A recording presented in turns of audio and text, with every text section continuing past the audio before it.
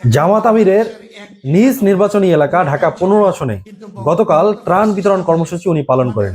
সেখানে উনি সমাবেশ স্থলে স্পষ্ট ভাষায় কয়েকটা কথা বলেছেন। তার মধ্যে বলেছেন যে এই যে ত্রাণ বিতরণ, আজকের এই ত্রাণ বাংলাদেশের একটি টাকাও নাই, এখানে বাংলাদেশের একটি টাকাও নাই, পুরাটাই চীনের।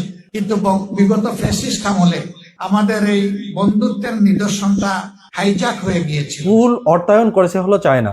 চায়নার অর্থায়নে বাংলাদেশের আজকের এই ত্রাণ বিতরণ কর্মসূচি আমি পালন করছি। এবং বিগত সরকার, এই ফ্যাসিস্ট সরকার চায়নার এইসব অর্থায়ন নিয়ে এসে নিজের বাপের নামে চালাই দিত, এরকম স্পষ্ট ভাষায় কয়েকটা উনি কথা বলেছেন।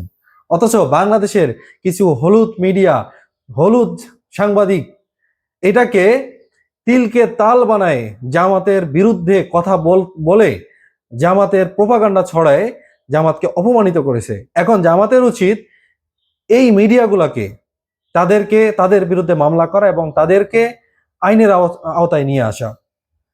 আসলে বাংলাদেশের জামাতের আমির আগে একটা কথা বলেছেন যে জামাত হচ্ছে একটা সব থেকে দুঃখী একটা দল। কেন জানেন?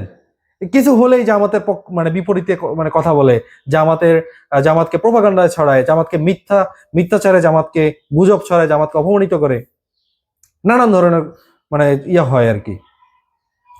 এই যে ইয়ালো জার্নালিস্টরা, এরা এতটাই জঘন্য, বিগত আওয়ামী সরকারকে এরাই কিন্তু হাসিনা বানায় তুলছে।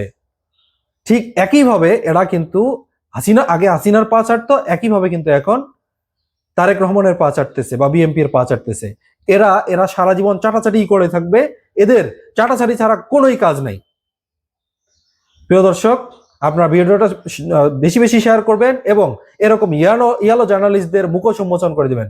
দয়া করে ভিডিওটা বেশি বেশি শেয়ার করেন, এই ইয়ালো জার্নালিস্টদের মুখোশ উন্মোচন করে দিন।